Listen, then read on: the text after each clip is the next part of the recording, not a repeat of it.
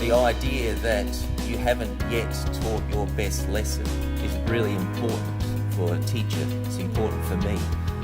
Because once we've taught our best lesson, I don't think we're doing the children any service at all. So that constant search for teaching better, and perhaps we're going to pick up something from a colleague that is going to help us think about the world differently. And I think that's what professional learning is, actually opening our minds to seeing the world slightly differently.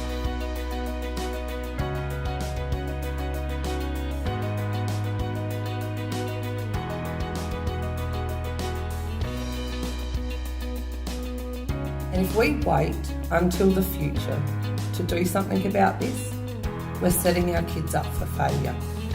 Because our youth, they are growing up in a world where change is the new norm.